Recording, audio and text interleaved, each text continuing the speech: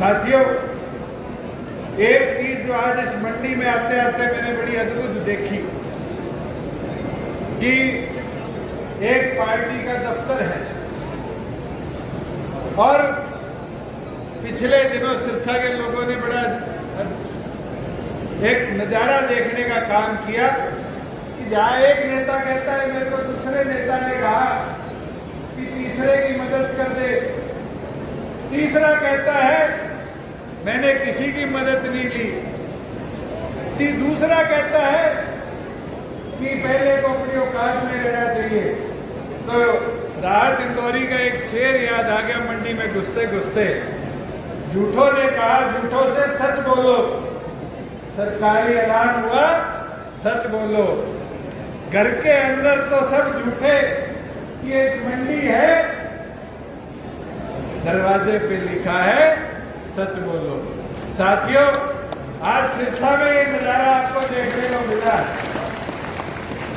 कि किस तरह विधानसभा चुनाव में बीजेपी ने, लोकदल ने और अलोपा ने मिलकर इस जिले का चुनाव लड़ा और इस चुनाव को किस तरीके से एक दूसरे की मदद में लगाया कि इसका विधायक बन जाए, उसका विधायक बन जाए, प्रदेश में कैसी मदद मिल जाए।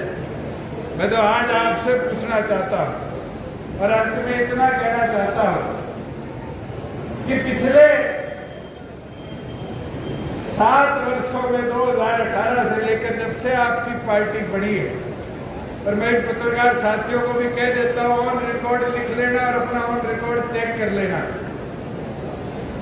ऐसा कोई बयान गया है जिसमें जेजेपी मेंशन ना हुई हो? ऐसा कोई दिन गया है जिसमें जेजेपी की चर्चा ना करी है? ये हमारे पुराने साथियों को शायद नींद ही जब आती है जब जननायक जनता पार्टी को वो याद कर लेते हैं। मगर हमारी सोच साफ है, हमारे इरादे साफ है कि प्रदेश आगे कैसे बढ़े, हरियाणा उत्तम कैसे बढ़े। ऐतिहासिक युवा योद्धा कार्यक्रम की सिरसा जिले के प्रत्येक कार्यकर्ता को, सिरसा जिले के नौजवान युवा साथियों को तहे दिल से बधाई देता हूं। हमें अनुमान नहीं था कि इतनी बड़ी संख्या में लोग आएंगे। हमने जो मंडी का शेड लिया, मुझे अब ये इल्म होता है कि इससे दुगनी जगह होनी चाहिए थी। मैं प्रत्येक व्यक्ति, प्रत्येक नौजवान जिस जोश उत्साह से आज पार्टी के प्रति यहाँ पर उत्साह दिखाते हुए और सरकार के प्रति, जो सरकार ने वादा खिलाफी की, उसके प्रति अपनी नाराजगी दिखाते हुए जो यहाँ आया, मैं उन सब लोगों का तहे दिल से धन्यवाद करता हूँ। ये शुरुआत है, अगला कार्यक्रम कैथल में होगा, उसके बाद ये कारवा जो है पूरे प्रदेश के हर जिले में जाएगा।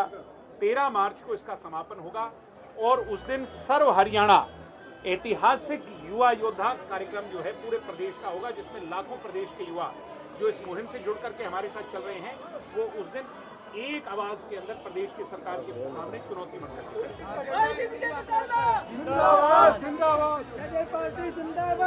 मैंने कहा कि आज से युवा एक बात तय कर लें कि भविष्य में युवा की लड़ाई युवा ही लड़ सकता है। बेरोजगारी, शिक्षा सुधार, स्वास्थ्य सुधार, चिकित्सा सुधार, आज प्रदेश के अंदर यूनिवर्सिटी कॉलेजेस के अंदर व्यवस्था सुधार, इसकी अगर कोई सोच सकता है, अगर इसकी कोई सुध ले सकता है, लड़ाई लड़ सकता है, आज के इस पूरे उसमें अगर किसी पैरामीटर पे इसको तोलोगे तो दुष्यंत चौटाला के सिवाय दूसरा नहीं।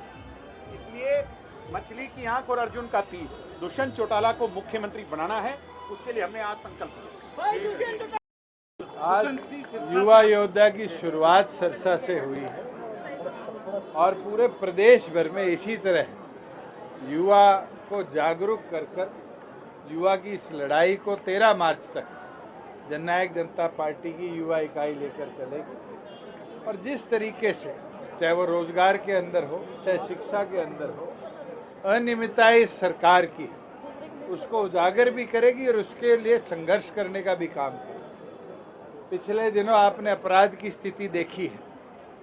आज प्रदेश के अंदर व्यापारी हो, यूट्यूबर हो, बिजनेसमैन हो, पॉलिटिशियन हो, कोई सुरक्षित नहीं है।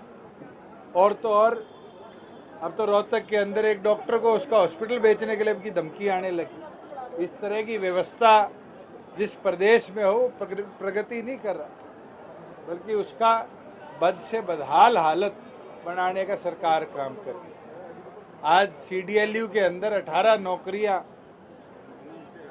नए वाइस चांसलर ने अपने चहितों को दी और अब उन्हीं लोगों के लिए इश्तिहार अखबार में निकाल दिया कि उनको बैकडोर से रेगुलराइज कर दिया जाए।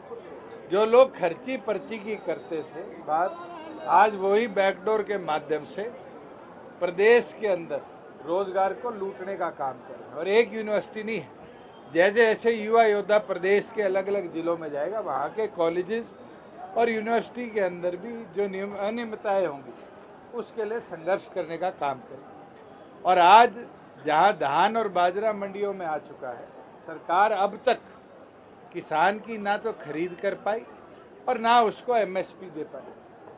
पिछले दिनों फ्लड से जो 18.5 लाख एकड़ प्रभावित हुआ था, अभी तक सरकार 1 रुपया भी मुआवजे के तौर पर उन किसानों को नहीं दी। ऐसी दुर्गति तो मैंने हरियाणा प्रदेश की आज से पहले नहीं देखी कि सरकार मुआवजा देने से बचने के लिए किसानों की गिरदावरी को भी डिले कर देती। अगर सरकार फ्लड डिक्लेयर कर देती तो गिरदावरी पहले दिन से शुरू होती, पर सरकार का टारगेट था कि पानी रिसेंट हो जाए, लोगों को मुआवजा देना ना पड़े, इसलिए 15 तारीख से गिरदावरी की शुरुआत करेगी। और ऊँट के मुंह में जीरा समान कह लीजिए, जो 2 साल पहले हमने मुआवजा दिया था वही मुआवजा, वही रेट्स, वही दरें इस साल रिपीट करने का काम किया। बल्कि पिछली बार तो हमने जिनके ट्यूबवेल बैठे थे उनको भी मुआवजा दिया था, इस बार तो सरकार ने उनके लिए भी कदम उठाने का काम किया। हम ये मांग करते हैं कि तुरंत मुआवजा रिलीज किया जाए और सरकार ऐसे जो लोग पीड़ित हुए हैं, जिनकी प्राइमरी रेजिडेंस की बजाय कोई कोठा बना हुआ था, कोई ट्यूबवेल लगा हुआ था, छोटा कमरा था खेत के अंदर, उनके भी जान माल के नुकसान की भरपाई। सिर्फ मुआवजा ही नहीं बल्कि जो इंश्योरेंस कंपनीज हैं उनको भी सपोर्ट कर रही है सरकार, उनकी प्रीमियम किसान भर रहे हैं, लेकिन किसानों को उसका जो देखो, नायब सैनी जी ना तो इस फील्ड को समझ पाए अब तक, ना नायब सैनी जी ने ध्यान दिया।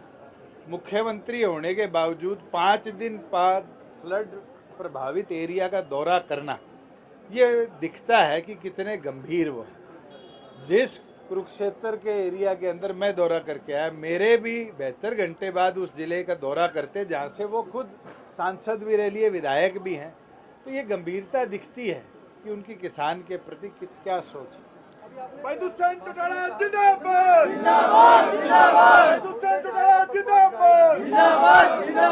तो प्रदेश की साफ स्थिति है, आप खुद बता दो। हांसी में अपराध कितना बड़ा है, रोहतक में अपराध कितना बड़ा है। मैं तो जींद गया था, जींद के एक पत्रकार साथी ने बोला 1 महीने में 22 मर्डर हो गए। तो आज तो फिर गुंडे नायब है और मुख्यमंत्री और उसकी पुलिस गायब है। प्रदेश की law and order situation clear है और मैंने कहा ऐसा कोई वर्ग नहीं बचा। और थोड़े दिनों में ये जो ठेले वाले हैं या जो कोई छोटा मोची का और काम चलाते हैं, इनसे भी फरोतियाँ मांगने लग जाएंगे लोग। अगर इस तरह की हालात रही तो प्रदेश बद से बदहाल हो जाए। किशन जी, जिस तरह से आप कह रहे हैं अपराध बढ़ रहा है, नौकरियां नहीं है, सरकार तो बेफिक्र है, आपको क्या लगता है जो वोट चोरी का राहुल गांधी आरोप लगा रहे हैं? देखिए, गंभीर आरोप है और अब सुप्रीम कोर्ट ने भी कह दिया कि अगर SIR में एक भी गलती पाई गई तो पूरी प्रक्रिया को कैंसिल कर दिया जाएगा। तो बहुत बढ़िया शब्दावली माननीय सुप्रीम कोर्ट ने यूज करी है। अब तो इलेक्शन कमीशन के ऊपर ओनस आ चुका कि वो क्लियर करे कि SIR ठीक करिए, 60 लाख वोट ठीक कटे।